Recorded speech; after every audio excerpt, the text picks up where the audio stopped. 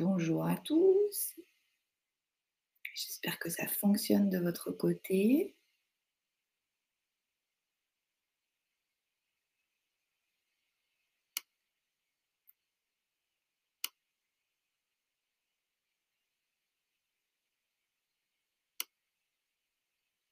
Parfait. Merci beaucoup, Lucie. On va attendre quelques petites minutes que tout le monde ait le temps de se connecter.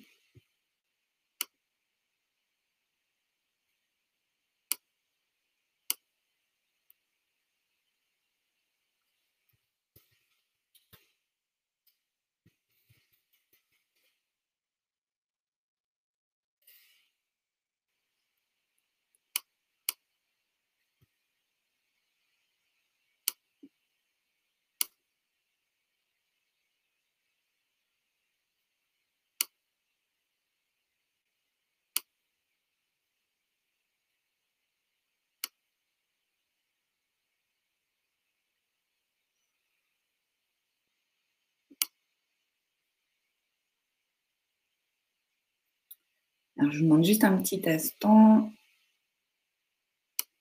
pour que tout le monde puisse nous rejoindre.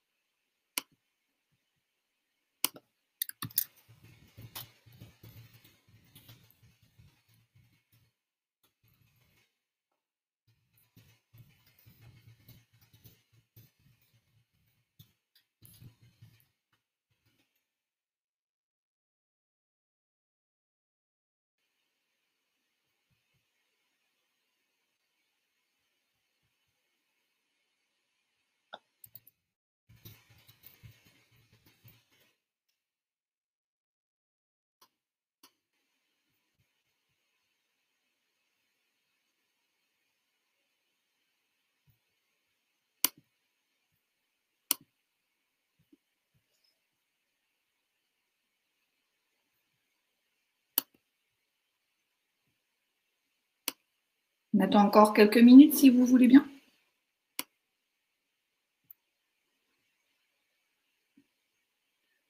Alors, je vois dans le chat que certains ont des soucis de son.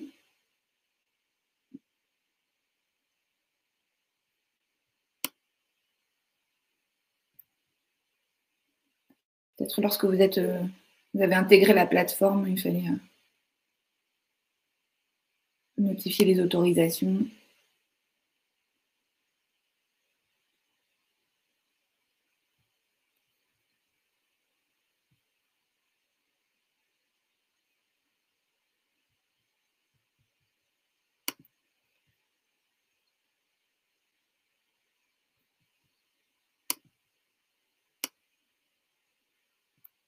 Est-ce qu'il y en a plusieurs d'entre vous qui ont des soucis de son? Est-ce que vous m'entendez bien? Vous me voyez bien? Vous voyez la présentation?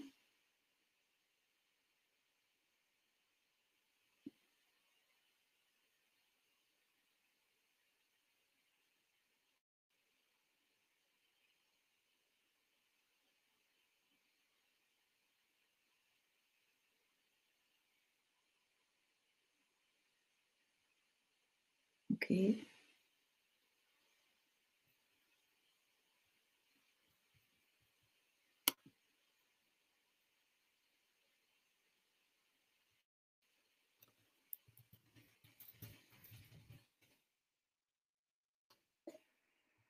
Eh bien, parfait, on va pouvoir commencer. J'espère que c'est confortable pour chacun d'entre vous.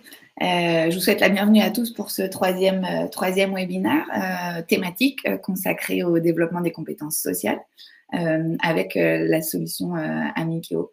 Je vais vous mettre, pour que ce soit plus confortable pour vous, ma présentation en plein écran et du coup, ça va un peu masquer tout le monde. Donc voilà, je ne verrai plus la boîte de chat, mais j'y reviendrai quand on sera rendu aux questions-réponses.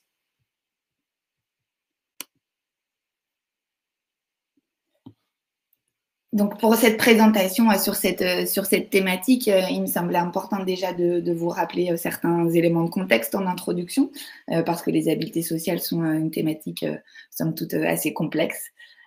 Illustrer tout ça par des cas d'usage et puis, fort de ces cas d'usage, pouvoir vous présenter également la manière dont on va pouvoir développer les habiletés sociales grâce à 3 applications de la suite Amikeo qui sont Social Andy, Otimo et iFeel.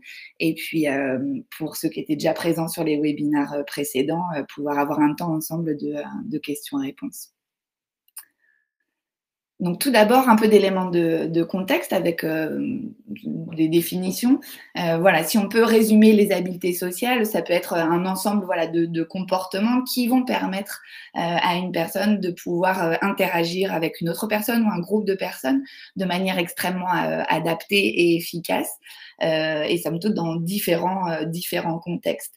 Voilà, ça semble assez simple comme ça, mais ça révèle beaucoup de compétences voilà, qui vont impliquer aussi d'autres compétences au-delà de être à l'aise dans la relation à l'autre. Voilà, tout ce qui est de l'ordre de la réciprocité socio-émotionnelle. Donc voilà ce qui va rendre possible la construction de relations, d'échanges en continu, un peu cet échange bidirectionnel, voilà, quand on va communiquer avec une personne et pouvoir s'adapter à ce qu'elle nous renvoie. Voilà, on en parlera un petit peu plus loin. On peut peut-être un peu développer, mais ça va être des personnes qui va pouvoir parler de ses besoins, de ses désirs, et puis l'autre personne en face va devoir écouter, pouvoir faire la même chose. Donc cette réciprocité un peu émotionnelle où on va être sur du partage d'intérêts, comprendre le point de vue de l'autre personne, partager ses émotions, comprendre les émotions de l'autre. Donc voilà, toute cette première brique que va impliquer les habiletés sociales vont pouvoir se révéler assez difficiles pour certaines personnes porteuses de TSA ou de déficience intellectuelle. Et puis une deuxième compétence qui va être extrêmement importante aussi, qui est la communication. Pour pouvoir être à l'aise dans la relation à l'autre, il va falloir avoir des compétences communicationnelles. Donc au-delà de la communication verbale, qui va être peut-être un premier frein dans la relation à l'autre, il y a aussi toute la communication non verbale, pouvoir comprendre les gestes, les expressions de la personne face à moi ou du groupe avec lequel j'interagis, pouvoir maintenir un contact visuel aussi pour pouvoir adapter ensuite par rapport à ce que je perçois chez l'autre, mon comportement. Et puis tous ces gestes, voilà, de pouvoir, au-delà de les comprendre, pouvoir les réutiliser aussi pour maintenir cette adaptation et cette relation à l'autre. Et puis, sur cette troisième brique voilà, qu'impliquent les habiletés sociales sur les relations sociales, c'est peut-être le niveau de difficulté qui va être le plus important, le plus complexe à développer parce que voilà, être à l'aise dans une relation, dans un contexte particulier, ça va pouvoir s'enseigner, mais les relations à l'autre, c'est une dizaine, une centaine de compétences à mobiliser dans différents contextes en fonction de la personne, la manière dont elle va interagir avec nous, la manière dont on va pouvoir aussi interagir avec elle, l'intérêt qu'on va porter à l'autre. Voilà. Et toutes ces compétences-là dans la relation sociale, ça implique aussi de pouvoir partager des choses, être en capacité de pouvoir s'excuser ou adapter son comportement au contexte, voire porter de l'intérêt, attendre son tour.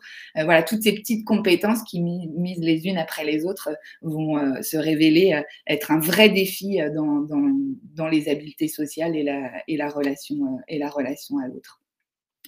Donc peut-être pour voilà, résumer un peu tout ça, ou en tout cas pouvoir le mettre en exergue, voilà, ces habiletés sociales, elles vont recouvrir plusieurs choses comme les habiletés prosociales, donc ce que je vous disais, pour pouvoir entrer en contact et puis aussi être agréable avec l'autre. Tout ce qui est de l'ordre de l'expression et de la reconnaissance des émotions. Si j'arrive pas à percevoir ce qui se passe sur le visage de quelqu'un, de quelle manière je vais pouvoir adapter mon comportement ou mon attitude en fonction de ce que je perçois et de ce que je comprends. Donc ça peut mettre aussi dans des situations un peu particulières.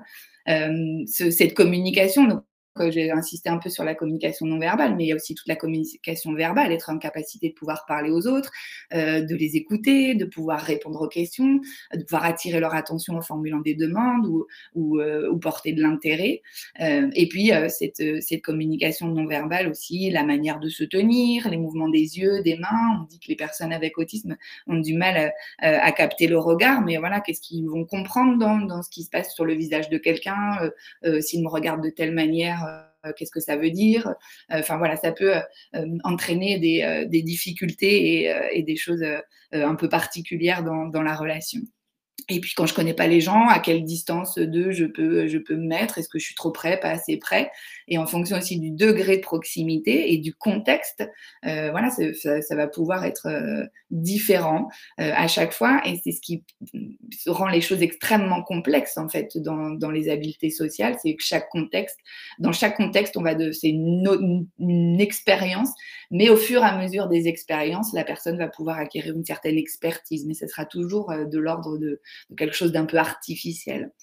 Et puis quand on rajoute là-dessus tout l'autocontrôle des émotions, voilà, et puis pouvoir résoudre des conflits, ça rend encore les choses extrêmement compliquées à maîtriser. Donc on peut dire vraiment que les interactions sociales, travailler les habiletés sociales, ça se révèle être un véritable défi pour les personnes avec TSA ou déficience intellectuelle. Donc, chez les personnes qui vont présenter des TSA ou une déficience intellectuelle, il y a toute cette difficulté à engager, à maintenir un échange avec les autres. Voilà, on peut peut-être lister un certain nombre de difficultés observées chez les personnes porteuses du spectre de l'autisme. Voilà, tout ce qui est du trouble du contact visuel. Donc voilà, on peut enseigner à maintenir un contact visuel. Quand je m'adresse à quelqu'un, j'essaie de le regarder dans les yeux, mais il ne va pas y avoir cet enseignement va être assez artificiel. Nous, de fait, on sait combien de temps on doit regarder les gens dans les yeux pour communiquer avec eux sans que ce soit insistant. Voilà, on va s'adapter aussi en fonction de la personne et du contexte. Et cet enseignement pour les personnes qui ont ce trouble-là va être compliqué. Est-ce qu'on va leur dire, OK, tu peux regarder quelqu'un dans les yeux quand tu lui parles une seconde, puis après tu peux lâcher ton regard, ou tu ne restes pas à le regarder pendant tant de temps parce que sinon ça va être particulier. Donc voilà, ça va être un peu de l'ordre du qualitatif et ça va être complexe à enseigner en fonction des situations. Ils ont tout aussi ces difficultés de décodage, de pouvoir utiliser tout ce qui est indice mimique, gestuel, les postures, voilà, de pouvoir dire OK, donc s'il se comporte comme ça, c'est peut-être parce que je l'ennuie, ou alors il a l'air gêné parce que je suis trop près de lui. Enfin, tout ça, c'est de l'ordre un peu de l'intuitif et qu'on va acquérir au fur et à mesure des relations et des rencontres qu'on va pouvoir faire. Et comme je vous le disais juste avant, au fur et à mesure des expériences, on va acquérir une sorte d'expertise dans la relation à l'autre. Et pour les personnes porteuses de TSA ou de déficience intellectuelle, chaque nouvelle rencontre, chaque nouveau contexte est une expérience en plus sur lequel il va falloir s'adapter. Et on sait très bien que l'adaptation est pas aisée pour eux. Et puis il y a aussi toute cette difficulté à comprendre et à servir des codes sociaux, des codes conventionnels. Nous, on sait que voilà, s'il y a une chaise de libre, ça veut dire qu'il y a personne et qu'on va pouvoir s'asseoir dessus. Alors des fois dans les salles d'attente, on peut dire hey, je peux m'asseoir, il y a quelqu'un, et la personne avec autisme va se dire bah non, il n'y a personne, tu peux t'asseoir ici. Mais voilà, tous ces codes-là de la relation à l'autre, un peu du respect, de la politesse, c'est des choses extrêmement complexes à comprendre pour eux. Et puis il y a aussi toute cette difficulté à rentrer dans des jeux avec leur père. Ils sont souvent à jouer l'un à côté de l'autre parce que ça engage toutes ces habiletés sociales au-delà du jeu, des compétences d'imitation. Voilà, il faut pouvoir entrer en interaction. On parle aussi de cette difficulté à pouvoir à avoir un ajustement du dialogue, ce manque de réciprocité. Souvent, quand ils sont en capacité de pouvoir interagir avec l'autre, ils vont être sur leur centre d'intérêt, pouvoir partager leurs intérêts, mais ils vont être souvent en difficulté pour pouvoir maintenir cette interaction, pouvoir rebondir face à ce que la personne renvoie et rester un petit peu focus sur ce qu'ils maîtrisent et ce qu'ils affectionnent particulièrement.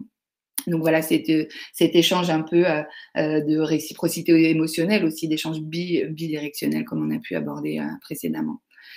Et puis aussi, qui est pas des moindres, dans une relation ou dans des échanges, de pouvoir respecter son tour de rôle, attendre que la personne ait fini d'échanger pour pouvoir discuter avec elle. Voilà, tour de rôle, tour de parole, c'est aussi des compétences à enseigner chez les très jeunes enfants porteurs de TSA ou de déficience intellectuelle, parce que ça peut les mettre vraiment en porte-à-faux dans la relation. Voilà, ils vont pouvoir parler au moment où ils ont envie ou avoir envie de faire les choses en premier. Enfin voilà, il va falloir aussi pouvoir enseigner tout ça. Je vous ai mis cette diapositive qui me semble aussi importante à avoir en tête sur les recommandations de bonnes pratiques qui ont été développées par la Haute Autorité de Santé, voilà, qui recite aussi et remet en relief toutes les choses extrêmement importantes à avoir en tête et à enseigner pour un accompagnement de qualité avec les personnes porteuses du spectre de l'autisme ou de troubles envahissants du développement. Voilà, pouvoir mettre en place des supports visuels vraiment qui sont des aides extrêmement concrètes, enfin, voilà, qui viennent aussi annihiler ce déficit en communication non verbale ou communication réceptive, pardon. Voilà, pouvoir leur proposer des choses extrêmement visuelles par rapport à, voilà, dans tel contexte, je te montre ça et il faut que tu puisses y accéder et je vais t'aider pour ce faire. Pouvoir aussi comprendre tout ce qui est les codes sociaux, donc c'est des apprentissages à mettre en place, le décodage des comportements d'autrui et puis aussi pouvoir anticiper, enfin, leur apporter, avant qu'il y ait des troubles du comportement, pouvoir leur apporter un maximum d'éléments permettant sur des situations un peu difficiles, d'éléments qui va leur permettre d'être plus à l'aise. On peut peut-être parler des fêtes de Noël qui sont somme toute assez festives.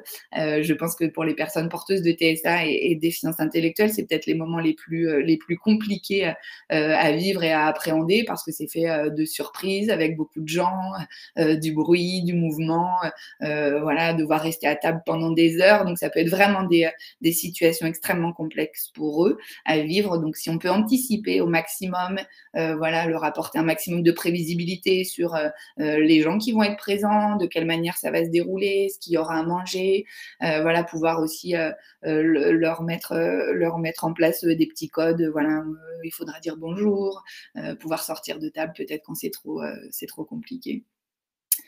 Ça et puis aussi tout ce qui est évaluation et reconnaissance, expression des émotions, voilà, on a déjà abordé le sujet, mais ça va être extrêmement important aussi, la relation à l'autre, avoir, ces habiletés sociales-là, pouvoir être, à l'aise dans la relation à l'autre, pouvoir comprendre ce qui se passe sur le visage de quelqu'un et en retour pouvoir adapter son comportement. Donc la question, en fait, c'est, comment on va pouvoir, entraîner, ces habiletés sociales, à l'aide d'un outil numérique, voilà. Si on prend un exemple peut-être de la vie quotidienne pour travailler, les différents niveaux qui vont nous permettre d'entraîner, ces habiletés sociales, donc tout ce qui est attention, mémoire, flexibilité, planification, tout ce qui est reconnaissance des émotions, pouvoir l'exprimer également et puis, pouvoir avoir, des solutions pour une adaptation sociale et des interactions sociales facilitées. Juste un exemple pour illustrer tout ça, qui révèle un peu la complexité de ces aptitudes. Un exemple de la vie quotidienne, par exemple, voilà, on est dans un contexte soit professionnel ou personnel, on sait on va nous présenter une nouvelle personne qu'on ne connaît absolument pas, dont il va falloir percevoir et puis interpréter voilà, différents indices de ce nouveau contexte-là. Donc d'abord, on va faire appel peut-être à une expérience antérieure qu'on a déjà vécue, soit positive, soit négative. Et pour ce faire, on va faire appel à notre mémoire. Donc, quand je vous parlais de multiplicité d'expériences et pour aller jusqu'à une expertise, voilà, c'est ce qu'on va aller chercher par rapport à une nouvelle relation. Et puis aussi, on va peut-être réfléchir, OK, bon, je vais rencontrer cette personne-là, quelles questions je vais pouvoir lui poser, de quelle manière va se dérouler nos échanges. Voilà, donc on va en quelque sorte, si on fait appel aux fonctions exécutives, planifier un tant soit peu cette rencontre et cette entrée en contact avec cette nouvelle personne. Et puis ensuite, une fois qu'on l'aura rencontrée, qu'on aura un peu anticipé tout ça, il va falloir qu'on puisse entamer une discussion avec elle, donc entrer en interaction. Voilà, on va aussi prendre en compte tout ce qui est dans l'environnement, le contexte, les signaux que cette personne va pouvoir nous renvoyer. Voilà, peut-être au niveau émotionnel, si c'est plutôt agréable, si je perçois que c'est plutôt agréable d'être dans cet échange-là. Et puis, par rapport aux échanges qu'on va pouvoir avoir dans cette conversation, voilà, se dire, OK, bon, elle a l'air d'apprécier nos échanges, moi aussi. Voilà, je vais pouvoir aussi lui renvoyer ces signaux-là.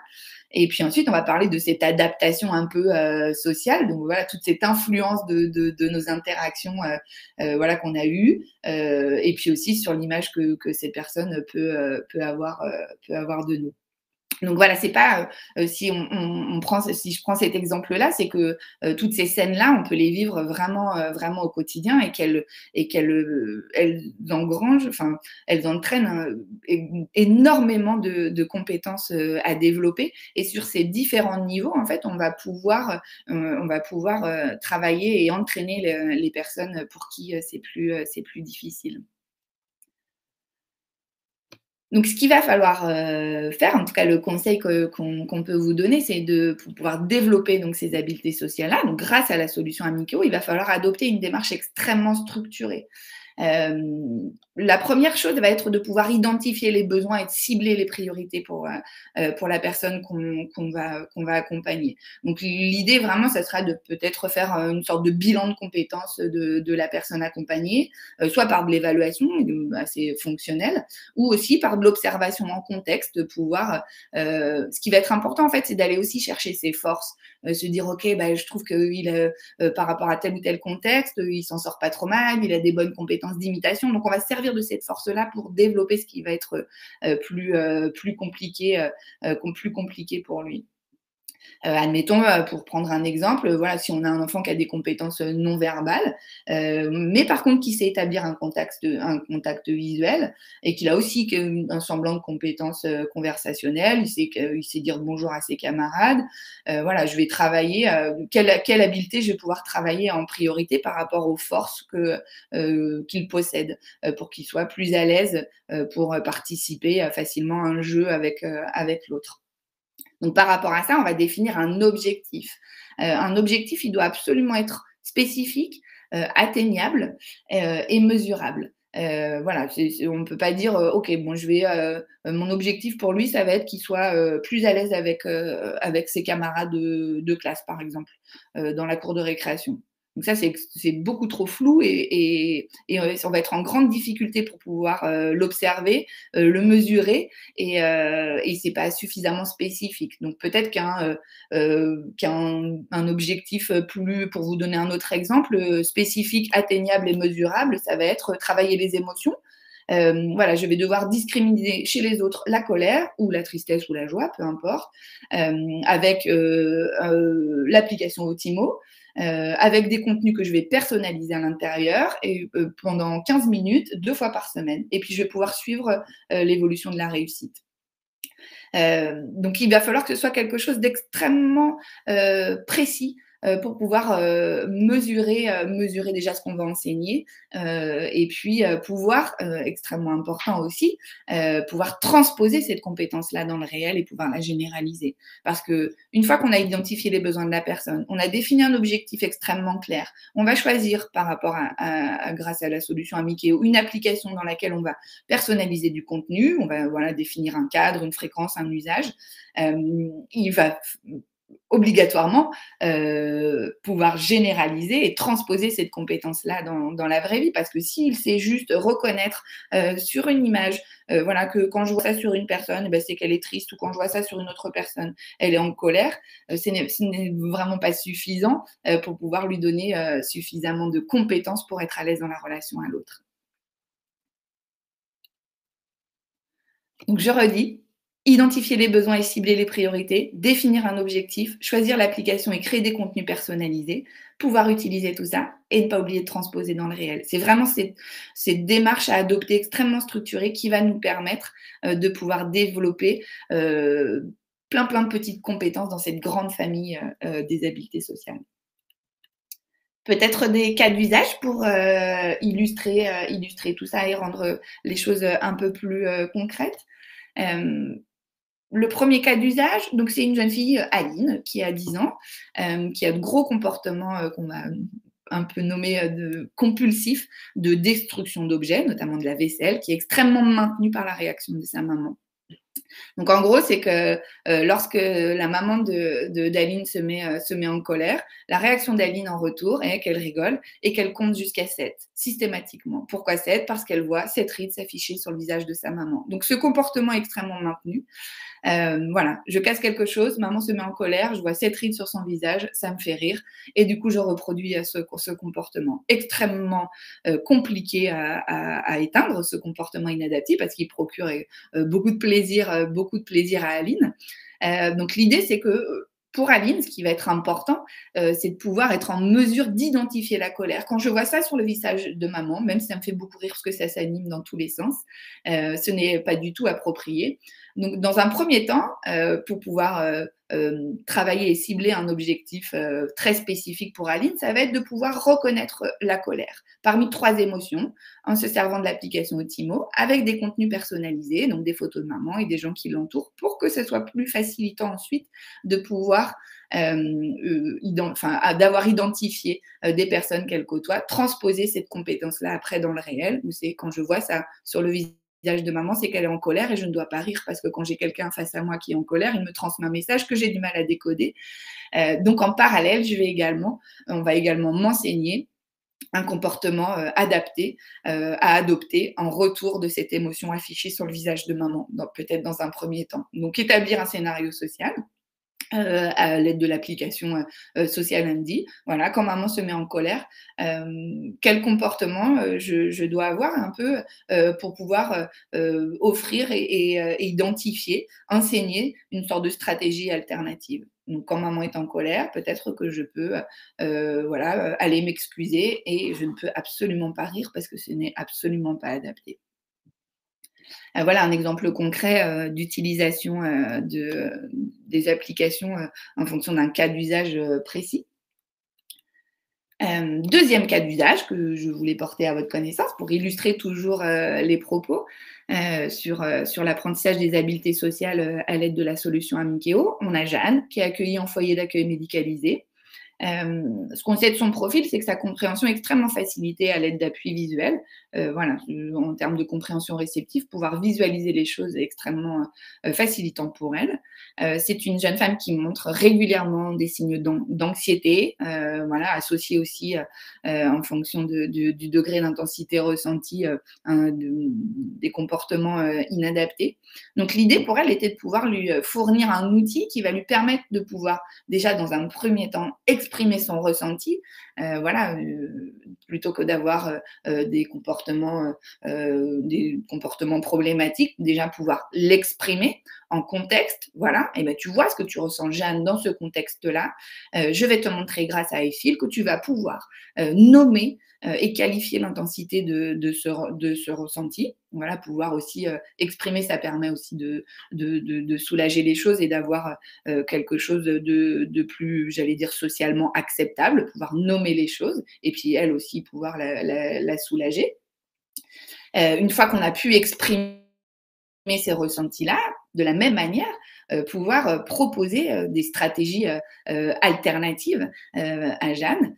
Créer des scénarios sociaux à l'aide de l'application Social Andy pour qu'elle puisse aussi avoir une sorte de bagage pour pouvoir s'auto-réguler. Et ben voilà, quand je ressens ça, j'ai pu le nommer. Et ensuite, ce que je vais pouvoir être en mesure de faire pour pouvoir diminuer cette anxiété, ça va être quand je ressens tel type d'émotion. Donc, quand je suis anxieuse par rapport à la rencontre de tel résident de mon unité parce qu'il est trop proche de moi et c'est compliqué dans la relation avec lui, et ben je peux aller me réfugier dans ma chambre ou je peux passer mon chemin ou l'éviter. Voilà. Et en fonction du contexte, avoir quelque chose d'extrêmement spécifique. Quand je ressens ça, dans tel contexte et dans telle situation, je peux avoir tel stratégies alternatives pour pouvoir m'auto-réguler et ne plus entrer en trouble du comportement. Donc voilà pour les cas d'usage. Ensuite, ce que je voulais faire, c'était pouvoir vous présenter évidemment les applications, donc celles qu'on a ciblées par rapport à cette thématique des habiletés sociales, donc Social Andy, Otimo et iFeel. Donc Social Andy vraiment qui est fait pour créer des quiz, pour pouvoir proposer des stratégies de sociales, de comportements à adopter et pouvoir aussi annihiler les comportements inadaptés, une sorte de boîte de solutions. Otimo pour travailler tout ce qui est la reconnaissance des émotions et pouvoir l'adapter aussi au contexte et aux personnes qui nous entourent en personnalisant l'application pour faciliter aussi cette transposition dans le réel. Et puis iFeel, cet outil de communication qui permet de pouvoir nommer et exprimer les émotions ressenties.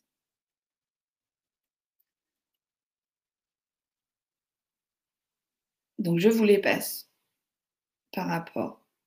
Et ensuite, je vais vous partager l'écran de ma tablette pour pouvoir.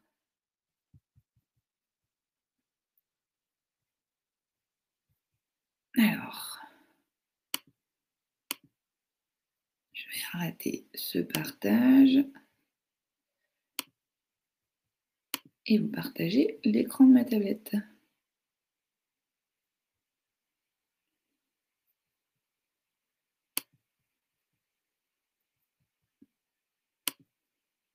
Juste un petit instant de manip.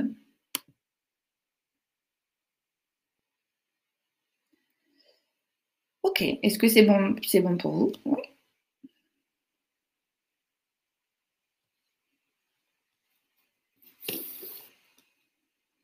Alors, la première que je vais vous présenter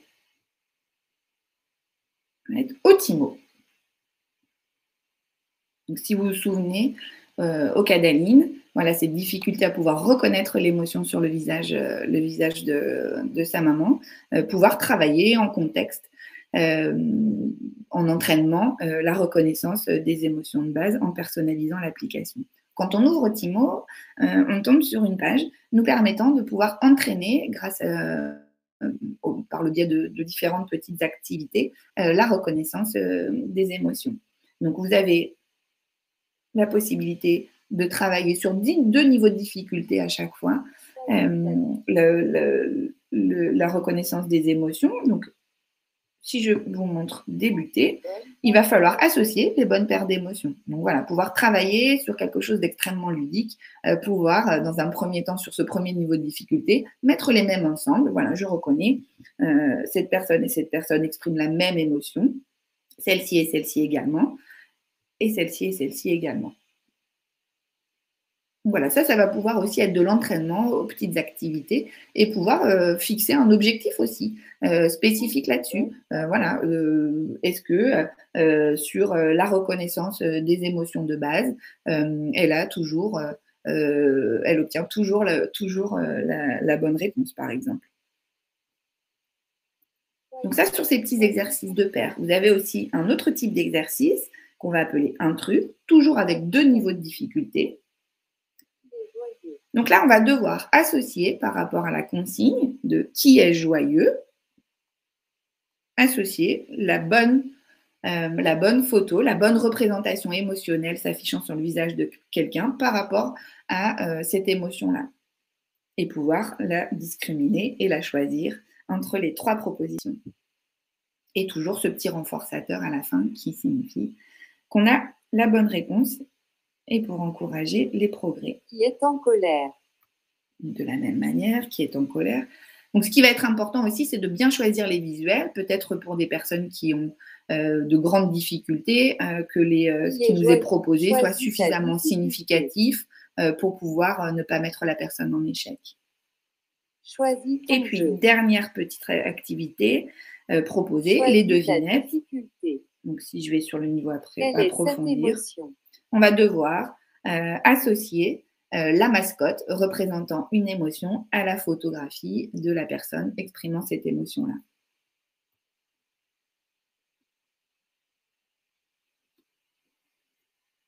Donc Donc ça, c'est ce qui vous est proposé dans l'application par rapport à de l'entraînement par rapport à des différentes activités proposées. Ensuite, ce qui va être important pour favoriser aussi cette transposition dans le réel et peut-être à faire en amont, c'est de venir personnaliser l'application pour qu'elle corresponde à ce que la personne vit au quotidien et que ça prenne sens aussi dans son quotidien. Donc, on appuie sur le petit smiley blanc tout en bas. Ça nous ouvre une page de mascotte d'émotions, donc voilà, avec la colère, la tristesse, la joie. Et si je clique, admettons, sur la joie, j'ai déjà plusieurs visuels renseignés. Et pour pouvoir être le plus pertinent possible et favoriser donc, cette transposition dans le réel, l'idée va être de pouvoir personnaliser au maximum. Donc, dans le cas de mon cas, si on reprend mon cas d'usage, ça va être de pouvoir renseigner dans l'application, pas dans la joie mais dans la colère, mais aussi dans la joie parce qu'on veut travailler un maximum d'émotions de base, mettre toutes les photos de maman, de papa, de mes frères et sœurs, des personnes que je fréquente. Voilà, plus ça va être en lien avec le quotidien, plus ça va être facile de transposer les compétences dans le réel. Donc, pour ce faire, il suffit d'appuyer sur « Ajouter une photo ». Et soit on prend directement en photo avec la tablette, ou bien on va chercher des choses qu'on a téléchargées dans la galerie d'images de notre tablette. Ce qui va être important aussi, c'est ce qui est proposé aussi dans l'application, c'est de pouvoir visualiser aussi une petite vidéo, pouvoir proposer à la personne et l'amener à venir mettre le focus sur ce qui se passe sur le visage de quelqu'un qui s'anime quand il est là, en l'occurrence, joyeux, et lui dire, bah, t'as vu, quand on est content, on a la bouche qui s'ouvre en grand et on voit les dents. Peut-être là, dans un premier temps, aller fixer les détails les plus pertinents qui vont permettre de comprendre ce qui se passe sur le visage de quelqu'un, de pouvoir lui attribuer un état émotionnel et ensuite, en fonction de ce qu'on a compris, pouvoir adapter notre propre comportement. Donc, dans les mascottes, on choisit celles qu'on veut travailler en priorité et on vient les personnaliser. Et puis, vous avez en haut le mode édition qui vous permet de pouvoir proposer dans les petits exercices, les petites activités que je vous ai montrées au début, uniquement donc il en faut 3 minimum, mais les émotions que vous avez travaillées au préalable avec la personne pour que ça prenne sens aussi dans l'entraînement et les activités proposées. Donc, si on n'a pas encore travaillé, effrayé et étonné parce qu'on veut travailler les premières émotions de base, on ne les sélectionne pas et elles n'apparaîtront pas dans les exercices proposés.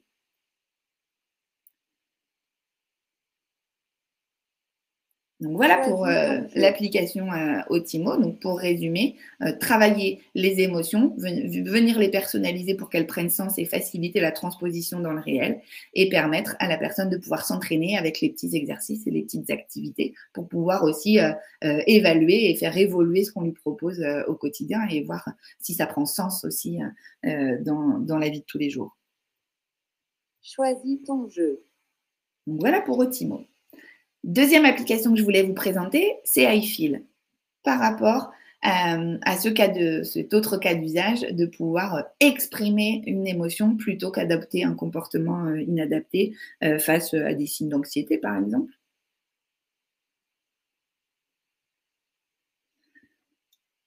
Donc, l'application iFeel, elle est organisée de 2 manières. On peut exprimer des ressentis positifs et des ressentis négatifs. Les ressentis positifs vont se trouver dans le carré vert avec le pouce en l'air, voilà, où la personne va pouvoir exprimer. Vous avez du contenu de base, mais l'idée est la même que pour Otimo et la même pour toutes nos applications, de personnaliser et d'être au plus près de ce que vit la personne au quotidien et de ce qu'on souhaite lui enseigner.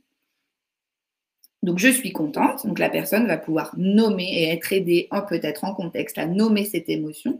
Et en fonction de ce qu'elle vit, du degré de joie, pouvoir venir avec elle qualifier l'émotion, le degré émotionnel ressenti. Je suis vraiment très contente. Voilà, peut-être sur une activité plaisante, peut-être venir nommer avec elle «je suis contente» et peut-être, je ne sais pas, à l'approche des fêtes, découvrir sous le sapin le cadeau qu'on attend depuis très très longtemps. Voilà, pouvoir dire, bah, tu vois, quand tu as fait ça, tu étais contente, mais quand tu as reçu ce cadeau-là, tu étais très contente. Voilà, toujours avec cette idée de multiplier les expériences pour arriver à une sorte d'expertise de ressenti en fonction du contexte. Et puis pouvoir exprimer des ressentis négatifs par rapport à peut-être le cas d'usage cité précédemment. Voilà, pouvoir nommer soit de l'anxiété ou du stress, venir à chaque fois en contexte, dire voilà, ce que tu ressens là, c'est du stress. Parce que tu ne supportes pas que cette personne-là de ton unité vienne près de toi et te colle parce que tu n'es pas à l'aise du tout dans cette relation-là. Pouvoir dire voilà, je suis vraiment très stressée, pouvoir le nommer et l'exprimer en contexte et aider la personne à pouvoir le signifier. Et puis vous avez en dessous de l'expression des ressentis positifs ou négatifs, de la possibilité de pouvoir exprimer des ressentis un peu qu'on a nommés neutres. Donc ça, c'est le fonctionnement. Je vous montre comment vous allez pouvoir personnaliser l'application, toujours avec cette idée d'être au plus près des besoins et du vécu pour transposer plus facilement dans le réel. On va appuyer sur la petite roue crantée tout en bas à gauche et puis aller dans le mode édition, ce qui va nous permettre déjà de supprimer les choses voilà, qui ne semblent pas utiles dans l'enseignement de la personne qu'on accompagne ou bien les masquer. Et puis de pouvoir, en cliquant sur le plus ajouter, pouvoir créer des émotions. Alors soit si on veut rajouter des émotions positives, pouvoir travailler avec la personne si elle en a la capacité, ou ça peut être un enseignement également, de pouvoir la prendre en photo directement. Voilà, montre-moi comment tu fais quand tu es contente, très contente, vraiment très contente. Ou alors aller télécharger des images si la personne est en difficulté par rapport à ça, des images dans votre galerie d'images. Et à chaque fois, la première chose, ça va être de choisir le type d'émotion et pouvoir mettre 3 photos représentant les 3 degrés d'intensité émotionnelle ressentie. Donc, on met un visuel et puis ensuite, on va pouvoir mettre le titre. Pour notre exemple, c'était « Je suis anxieuse ». L'idéal, ce serait de pouvoir la prendre en photo au moment où elle ressent un peu d'anxiété, où on la sent extrêmement anxieuse, et puis à haut degré maximal. Mais ce n'est pas toujours possible. Donc voilà, on choisit cette émotion-là, et puis et une fois qu'on a renseigné les 3 titres et les 3 visuels, on va pouvoir valider notre nouvelle émotion personnalisée. Et puis ensuite pouvoir venir avec la personne, notifier celle-ci en contexte. Je reviens sur ma petite roue crantée juste pour vous faire part des différents paramètres qui sont possibles, toujours avec cette idée de personnaliser au plus près du profil de la personne. Vous pouvez changer le type de mascotte. Donc là, je vais, c'est pas fait exprès, mais dans mes cas d'usage de personnes féminines. Donc voilà, on peut mettre une mascotte de femme ou d'homme, ou d'émoticônes si on veut quelque chose d'un peu plus neutre, et puis de petits garçons et de petites filles. Donc voilà, on va pouvoir changer la mascotte pour personnaliser encore plus ce qui va être proposé, changer l'aspect visuel des images, aussi de l'intensité des émotions affichées. Après, de l'ordre du son, qui est une prononciation automatique. Ça peut être vraiment intéressant aussi, le volume qui va dépendre de l'intensité de l'émotion. C'est-à-dire que quand on active cette fonctionnalité-là, en fonction du degré, la synthèse vocale va être amplifiée. Donc voilà, ça va être je suis contente, je suis très contente, je suis vraiment très contente. Voilà, ça va permettre aussi de travailler sur l'expression en lien avec la prosodie. Donc voilà ce que je voulais vous présenter par rapport à l'usage en lien avec cette thématique-là, avec l'application iFeel. Et la dernière application que je voulais vous montrer et dont je voulais vous faire part, c'est l'application Social Andy qui va permettre de pouvoir travailler des scénarios sociaux de pouvoir voilà, faciliter aussi l'entraînement et puis à terme la transposition dans le réel, en contexte, voilà, vraiment pour pouvoir travailler et proposer toutes ces stratégies alternatives.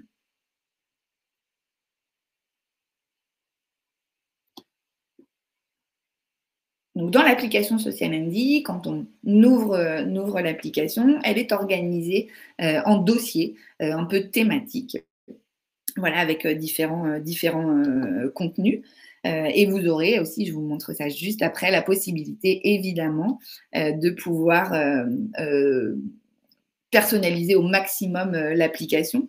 Parce que ce qui va être important, on en a parlé, mais ça va être d'observer les personnes, d'aller chercher leurs forces et de partir de là où elles en sont et de ce qui leur pose problème au quotidien. Donc, il va être extrêmement enfin, j'allais dire pertinent, mais ça va être essentiel de proposer des quiz, de l'apprentissage en lien avec ce que vous souhaitez travailler pour eux, pour que ce soit plus confortable dans la relation à l'autre.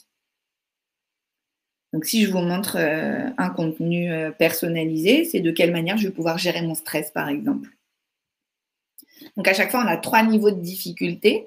Voilà, on a précisé peut-être que pour le cas d'usage d'Aline, par exemple, le scénario qui va lui être proposé parce qu'on veut éteindre un comportement inadapté et enseigner un nouveau comportement, on va travailler au niveau 1, c'est-à-dire qu'on va avoir une question avec 2 réponses possibles, une bonne et une mauvaise. Après, plus on avance dans les niveaux, plus on va affiner des comportements. Au niveau 2, on va avoir une question toujours avec 3 réponses possibles, mais toujours une seule de bonne, il y en aura 2 mauvaises. Donc là, ça va être un comportement qui est ou une attitude qui est présente, mais qui n'est pas encore pleinement adaptée. Donc on va vouloir affiner tout ça. Et niveau 3, encore plus complexe, on a une question, 4 réponses possibles, toujours une seule de bonne. Et 3 mauvaises, mais voilà, qui ne sont pas complètement hallucinantes, mais qui ne sont pas encore pleinement ce qu'on souhaite qu'ils mettent en œuvre. Donc, si je vous montre juste le niveau 1, donc on a cette consigne-là, c'est quand mon collègue parle trop fort, que dois-je faire? Est-ce que je me bouche les oreilles ou je lui demande de parler moins fort? Donc, on sélectionne la bonne réponse. Et on est félicité et encouragé. Voilà, ça va être de travailler les choses de façon décontextualisée et pouvoir s'entraîner au maximum. Me mettre à l'écart du groupe. M'agiter. Donc ça, c'est vraiment pleinement en lien avec Jeanne. Voilà, c'est pouvoir l'aider quand tu ressens ces signes d'anxiété. Qu'est-ce que tu vas pouvoir faire? Donc voilà, toujours cette idée de proposer ces stratégies un peu alternatives et pouvoir travailler un peu de l'autorégulation. Voilà, lui donner un peu un stock de solutions à mettre en œuvre au quotidien. Cette application, en plus, elle signifie l'échec. Voilà, on va pouvoir visualiser en rouge que non, ça, tu peux plus faire. Et ce qu'on attend de toi maintenant par rapport à telle circonstance, par exemple, ça va être dans tel contexte de pouvoir te mettre à l'écart du groupe si c'est plus trop compliqué pour toi. Me mettre à l'écart du groupe. Donc ça, c'est l'enseignement. Voilà, une fois qu'on s'est organisé en catégories et pouvoir entraîner, proposer des activités en lien avec les thématiques travaillées pour la personne quand on a bien ciblé l'objectif, qu'il est extrêmement spécifique, qu'on va pouvoir mesurer, observer et que la personne va pouvoir atteindre aussi. On ne va pas lui mettre des choses qui vont être pas du tout à sa portée ou extrêmement complexes, quoi. Donc là, le fonctionnement de Social ND, je vous montre maintenant comment vous allez pouvoir personnaliser, toujours avec cette idée un peu redondante de faciliter cette transposition dans le réel. Si j'insiste autant sur ça, c'est que c'est extrêmement important en fait. Répondre à des quiz sur une tablette, voilà, c'est bien s'il a toujours juste, mais ce qu'on souhaite, c'est qu'il arrive à le mettre en œuvre dans la vie de tous les jours. Donc, c'est là où la solution Amikeo va être extrêmement importante pour pouvoir entraîner tout ça sur un outil extrêmement ludique, où il va pouvoir s'entraîner un maximum de façon décontextualisée et permettre, avec la mobilité de l'outil, pouvoir le mettre en œuvre dans la vie de tous les jours. Donc, comment on fait pour personnaliser? On va appuyer sur le petit livre dans le rond bleu. Donc, ça nous ouvre toutes les catégories. Voilà, je vous ai mis celle qui a été créée et personnalisée sur la gestion du stress. Donc, vous avez les différentes catégories et à l'intérieur, les quiz créés en fonction des thématiques à enseigner. Donc, on peut très bien leur présenter, voilà, si on veut faire du travail sur table, voilà, c'est quand on peut activer les micros et dire, bah, tu vois, quand ton collègue au travail, il parle trop fort, ça, je crie, tu ne peux pas faire, pincer non plus, te boucher les oreilles non plus. Par contre, ce qu'on va vouloir que tu fasses et ce qu'on veut ce sur quoi ça va être le plus adapté en contexte, ça va être de lui demander, de parler moins fort. Donc ça, c'est vraiment du travail à faire, un peu structuré, en travail sur table avec la personne. Donc, tous les petits quiz à l'intérieur des thématiques. Pour personnaliser, on appuie sur la petite poubelle et le petit crayon. Donc, ça déverrouille l'application. Vous pouvez aussi bien créer des quiz à l'intérieur d'une thématique, admettons sur la gestion du stress, pour pouvoir enseigner une autre stratégie alternative à Jeanne, par exemple. Je vais créer un nouveau quiz, donc ajouter une situation. Et puis là, je vais pouvoir poser ma question. Alors,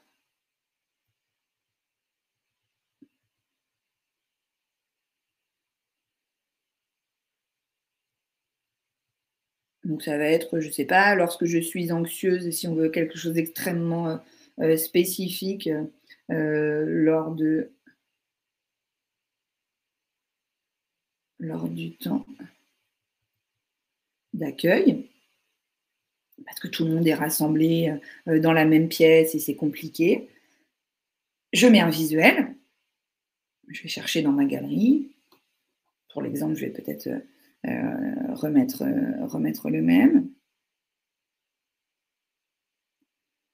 Voilà. Et après, je vais renseigner les différentes possibilités. Donc, peut-être dans la bonne réponse, qui est encadrée de vert. Donc, ça, c'est une aide pour vous pour bien renseigner la bonne réponse au bon endroit. Peut-être que quand je suis anxieuse lors du temps de regroupement, bah, peut-être que je peux m'asseoir et puis respirer tranquillement. Ça peut aider à diminuer l'anxiété où tout le monde est collé les uns aux autres. Et par contre, dans une réponse qui va être inadaptée, on peut peut-être reproposer l'agitation, ce que montre Jeanne au quotidien, voilà, par rapport à des comportements problématiques. Donc ça, etc., etc. On remplit les différentes solutions inadaptées. Et on aura créé un contenu personnalisé en regard des difficultés vécues par Jeanne grâce à la personnalisation dans l'application Social Indy qui va nous donner des stratégies d'autorégulation. Donc à entraîner effectivement et évidemment le plus possible jusqu'à temps que ça puisse être efficace dans le quotidien ou pouvoir même en contexte pouvoir lui dire ok, tu te souviens là, quand tu es anxieuse lors du temps d'accueil, qu'est-ce que tu peux faire? Ça c'est non, on t'a dit, mais qu'est-ce que tu peux faire? Voilà, histoire de soulager aussi au moment où c'est vécu. Donc je vous ai montré comment on peut ajouter une situation dans une thématique qui est déjà créer. Et puis, mais vous pouvez aussi ajouter vos propres catégories. Donc là, je vais créer gérer un conflit, gérer son stress. Il suffit d'aller tout à la fin et de cliquer sur le petit plus pour mettre la photo et le titre d'une nouvelle catégorie dans laquelle vous voulez créer des scénarios sociaux. Donc voilà pour la personnalisation de Social Indy. N'hésitez pas aussi à épurer au maximum, voilà, peut-être retirer les contenus qui ne sont pas pertinents, voilà, parce que dans le contenu de base, il y a des choses pour vous montrer tout le potentiel de l'application, mais n'hésitez pas à les retirer pour vraiment mettre le focus sur les apprentissages et les spécifiques à enseigner. Pour ce faire, il suffit juste de faire un appui long sur celui que vous voulez retirer et le faire glisser jusqu'à la poubelle. Et de la même manière sur les catégories. Donc voilà ce que je voulais aborder avec vous par rapport aux 3 outils, aux 3 applications qui sont extrêmement pertinentes sur la suite Amiqueo pour mobiliser ces compétences d'habileté sociale et les développer et apporter aux personnes accompagnées. Donc, je vais arrêter le partage de ma tablette et on va pouvoir passer, si vous le souhaitez, aux questions-réponses.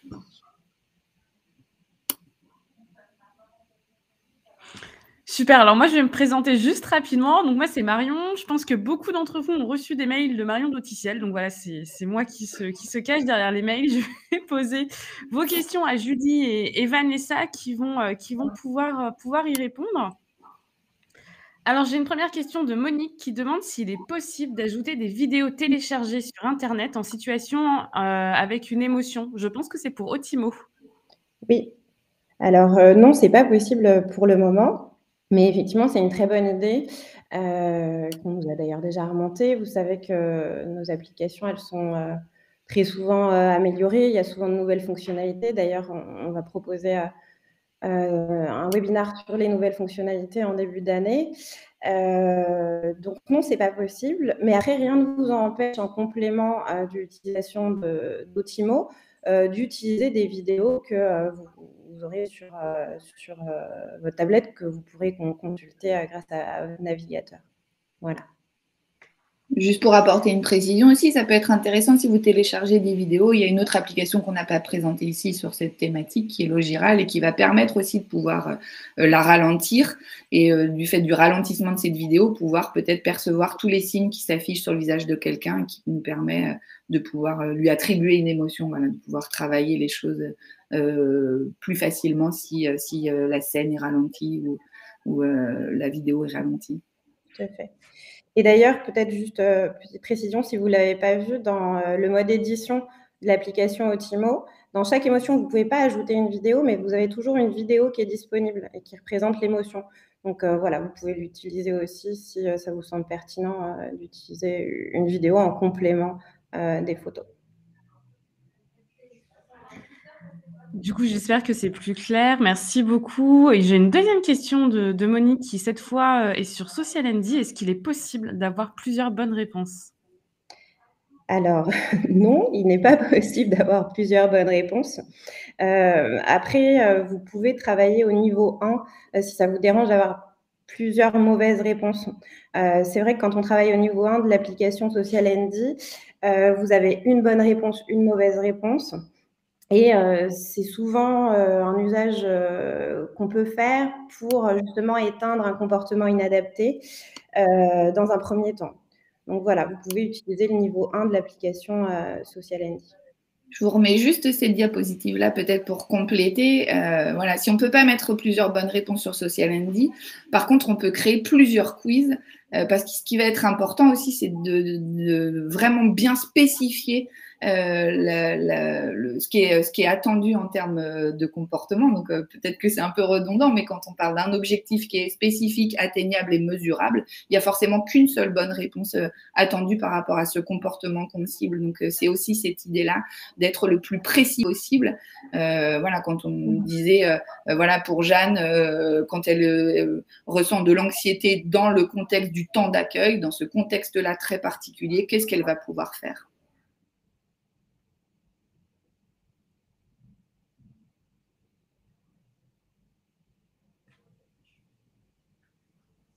Merci beaucoup. Du coup, j'ai une autre question de Sonia qui demande s'il y a une banque de pictogrammes directement sur l'application. Je me rappelle qu'il s'agit de Social Andy. Oui, alors dans l'application Social Andy, il y a effectivement des contenus de base, comme dans toutes nos applications d'ailleurs, qui vont vous permettre de démarrer. Néanmoins, Vanessa a justement insisté beaucoup sur la transposition dans le réel. Les exemples qu'on vous a montrés là tout à l'heure, c'était avec des pictos. Pensez aussi à utiliser des photos, hein. On a là tout l'intérêt des contenus personnalisés, c'est-à-dire s'adapter au contexte de la personne pour pouvoir justement faciliter cette transposition dans le réel. Et puis ensuite, on travaillera la généralisation. Mais c'est vrai que c'est important aussi de personnaliser les contenus. Et puis, vous l'avez compris aussi dans les exemples qu'on a donnés, hein, c'est-à-dire qu'on a effectivement des contextes qui vont être tout à fait propres aux problématiques rencontrées par la personne. Super, merci beaucoup. J'ai une autre question de Monique qui demande en fait notre expérience dans la pratique. Qui utilise les applications? Les parents, les enseignants? C'est très varié, hein. Il y a des parents qui utilisent ces applications, il y a des professionnels qui les utilisent dans leur accompagnement. Effectivement, on a aussi des retours d'usage d'enseignants en classe spécialisée. Voilà, c'est très varié parce qu'effectivement, on peut travailler les habiletés sociales dans différents contextes qui ne seront pas forcément les mêmes fonction de si je me trouve au sein de ma famille ou au sein de mon IME ou de l'ESAT ou de la structure dans laquelle je suis accueillie. Et puis encore une fois, hein, j'insiste, mais je pense que c'est important, il va falloir, en tout cas dans un premier temps, vraiment s'adapter à l'environnement et au contexte. Donc peut-être qu'une même habileté pourrait être travaillée de manière différente, avec des contenus, des photos, différentes, des images, fonction de si c'est une situation qu'on rencontre dans le contexte familial ou dans le contexte de l'école ou du travail. J'espère que ça répond à votre question, Monique. D'ailleurs, qu'il y a encore une autre question. Alors, quelle est l'efficacité en pourcentage d'un travail avec des pictogrammes plus jeux de rôle? Je Peut-être suis pas sûre de bien comprendre. Peut-être. voilà. Pourriez-vous détailler peut-être un petit peu plus la question, votre dernière question, s'il vous plaît? Moi, je répondrai très brièvement à ça. Enfin, on va mesurer l'efficacité si la personne est en capacité de reproduire dans la vie de tous les jours et d'être moins en difficulté par rapport auparavant, quoi. Enfin, c'est là où on va venir vraiment mesurer l'efficacité de ce qui a été mis en place. Je pense qu'il y a 2 niveaux d'évaluation. En fait, l'intérêt qu'on a avec les applications, c'est de pouvoir suivre un taux de réussite. C'est-à-dire que sur une thématique donnée, vous allez pouvoir vous dire, au départ, j'ai 20 quiz sur une thématique et j'avais 10%, 15%, 50% de taux de réussite. Et puis, au fur et à mesure des séances, au fur et à mesure du temps, j'ai augmenté ce taux de réussite. Ça, c'est effectivement une évaluation qui est une évaluation quantitative qui va être très objective. Et puis ensuite, effectivement, hein, encore une fois, on y revient, mais ce qui est important, c'est de pouvoir évaluer l'acquisition de ce comportement adapté dans la vie réelle et dans le contexte. Et là, finalement, on va pouvoir même parfois, si vous voulez, générer une situation de manière un peu parfaite exprès pour s'assurer effectivement que le comportement adapté est bien acquis. Et c'est ça qui est effectivement le plus important. Est-ce qu'on a Très répondu bien, à la question, Monique? oui, voilà. Vous pouvez nous le dire dans le chat. N'hésitez pas à nous répondre. Je la vois, elle est en train d'écrire.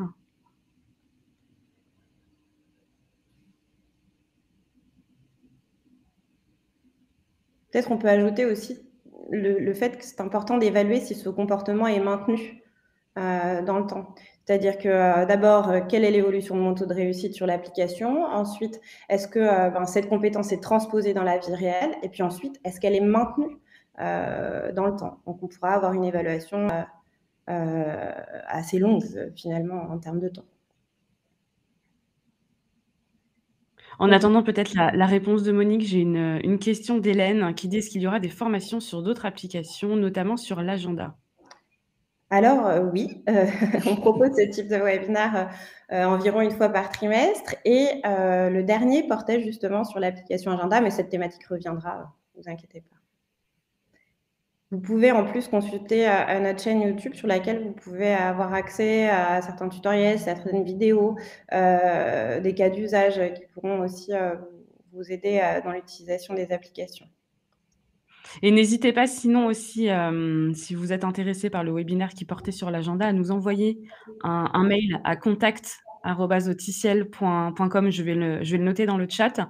On pourra sûrement vous envoyer un replay vers le précédent webinar et on en refera sûrement un de toute façon en 2022 pour parler des évolutions et aller peut-être un petit peu plus loin.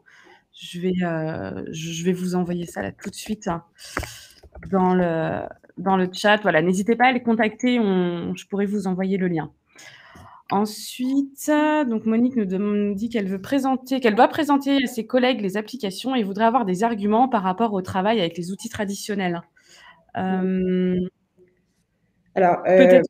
ouais, ce serait peut-être un peu long. Il y a beaucoup d'intérêt à la personnalisation, l'utilisation de photos, la synthèse vocale, la mobilité de l'outil. Mais peut-être que dans ce cas, c'est important de vous faire une présentation globale de nos applications, fonction des thématiques et de vous développer un peu l'intérêt de l'utilisation de notre solution dans ces différents contextes. Donc peut-être, Monique, vous pouvez prendre contact avec nous, avec voilà, l'adresse mail que Marion a mis dans le chat, et puis on pourra individuellement prendre un temps, vous donner des supports pour être le plus complet possible. Est-ce qu'il y a d'autres questions ou même des désirs d'ailleurs de prochains webinaires, de prochains thèmes? N'hésitez pas non plus, on essaye toujours de répondre un maximum à vos besoins. Donc c'est pareil, profitez de ces moments-là pour nous soumettre des idées qui vous semblent pertinentes. S'il y a d'autres questions, n'hésitez pas, on a encore un peu de temps. Peut-être juste pour compléter, Monique, si vous avez besoin d'informations, on a sur notre site, sur une partie blog, par exemple, une partie qui concerne toutes les études scientifiques qui ont été faites en relation avec notre solution. Et donc, du coup, vous allez pouvoir trouver un résumé de ces études. Je pense à une en particulier, un travail qui a été réalisé avec l'Université d'Aix-Marseille et l'ADAPI 64, qui permettait justement de démontrer qu'en utilisant nos outils, en l'occurrence versus des outils papier carton, les enfants progressaient 2 à 3 fois plus et 2 à 3 fois plus rapidement. Donc voilà, ça peut être aussi une base d'échange. Ce sont des études que vous allez pouvoir consulter. N'hésitez pas, voilà, pareil, à nous contacter aussi si vous ne trouvez pas sur le site, à utiliser l'adresse que je vous ai envoyée, qu'on puisse vous envoyer de la documentation sur cette étude, effectivement, en particulier, qui, je pense, répondra à toutes vos questions et vous donnera des arguments, peut-être pour en discuter et en débattre avec vos collègues. Concernant la communication, pardon, excuse-moi, Marie. Oui. Non, mais vas-y, oui, effectivement, c'était Monique qui disait la CAA, du coup, mais je pense que c'était pour compléter ce que tu disais tout à l'heure. Voilà, c'est-à-dire que la communication, c'est une thématique qu'on a abordée dans nos webinaires aussi. Je ne sais plus lequel, mais avant C'était le dernier, celui juste avant celui-ci. Et voilà, c'est une thématique qui reviendra aussi, mais de la même manière, vous pouvez nous écrire un mail et on pourra vous donner accès probablement au replay. Alors, j'ai une autre question d'Hélène. Nous avons 3 enfants porteurs d'handicap cognitif et sensoriel. Est-il possible d'utiliser les applications sur différents supports, tablettes, téléphones, sans multiplier les abonnements? Alors oui, nos applications, elles sont effectivement utilisables sur smartphone, sur tablette aussi. Donc du coup, vous pouvez effectivement utiliser plusieurs supports. Je vois qu'il y a quelqu'un d'autre qui écrit. Du coup, je vais... Donc, encore une fois, n'hésitez pas à profiter de ces moments-là tant qu'on est tous en direct, si vous avez des questions ou des besoins, comme je disais tout à l'heure, en termes de webinaire. N'hésitez pas, si vous avez... Ou des retours d'ailleurs sur ce webinaire-là. Alors, est-ce que j'ai d'autres questions? Non, toujours pas, plus personne. J'ai plus de questions? Je pense que non. Bon, je pense qu'effectivement, là, on a fait le tour. Bon, en tout cas, n'hésitez pas. De toute façon, si vous avez des questions, vous pouvez tous utiliser... Ah, si. Est-ce qu'il est possible de voir le webinaire en replay? Oui. Vous allez pouvoir avoir un lien, effectivement, du webinaire en replay. Et pour tous les autres webinaires qui peuvent vous intéresser, pareil, n'hésitez pas à nous contacter sur l'adresse, je vais vous la remettre, contact@auticiel.com.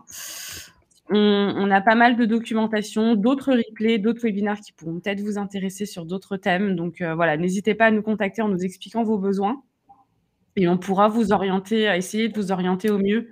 Et en faisant du cas par cas, ce sera plus simple. Là, je ne peux pas vous envoyer de documents directement, mais n'hésitez pas. Y a-t-il d'autres formations?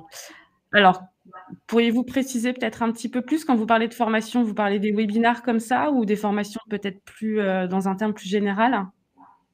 Peut-être qu'on peut répondre aux 2 questions. Donc du coup, oui, Oui, oui, oui, effectivement, oui, de toute façon, oui, vas-y. effectivement, il y a des webinaires, je disais, qui sont proposés 1 fois par trimestre. On change de thématique chaque fois et probablement dans un de nos prochains webinaires, on présentera les nouvelles fonctionnalités, aussi, hein, puisque, les applications, elles n'ont cesse d'être améliorées. Et on propose évidemment des formations. On est organisme de formation, hein, Datadoki est certifié Calliope et vous pouvez aller sur notre site, et donc là, vous pourrez effectivement, consulter tous les types de formations qu'on propose. Hop, je vois qu'on me demande la chaîne. Donc Oui. voici la chaîne YouTube. Là, je vous ai envoyé le lien. N'hésitez pas à aller dessus. Il y a beaucoup de vidéos qui montrent, donc voilà, des retours d'expérimentation sur des établissements, mais aussi des petits tutos pour les applications. N'hésitez pas à aller fouiller un petit peu dedans. Donc voilà, vous serez bien entendu prévenus pour le prochain webinaire qui aura lieu donc au prochain trimestre, donc à la rentrée 2022, premier trimestre de 2022. Donc n'hésitez pas, pareil, si vous avez encore des questions, je pense qu'on peut faire traîner quelques minutes, mais là j'ai l'impression qu'on a peut-être fait le tour. On va attendre un petit peu. Je vois qu'il y a quelqu'un qui écrit. Mais pas de souci, merci à vous d'avoir assisté à ce webinaire-là. C'est toujours un plaisir de pouvoir vous parler, en direct. Donc voilà, je vous enverrai bien sûr, vous aurez un lien de replay pour ceux qui veulent revoir le webinaire. Donc je vois qu'il y a quelqu'un qui écrit. Bonne fête à vous aussi. Merci De beaucoup. même, Monique, merci beaucoup. Merci pour vos retours. Ça nous fait toujours, très plaisir d'avoir vos retours. Et de toute façon, on vous dit, à bientôt à la rentrée 2022 pour le prochain webinaire, thématique. Vous recevrez un mail et comme ça on pourra réitérer tous ensemble l'expérience. Merci à vous, merci d'avoir assisté au webinaire. Bonne journée. Merci beaucoup. Merci à tous, Merci. bonne journée à vous. Merci, au revoir. Au revoir.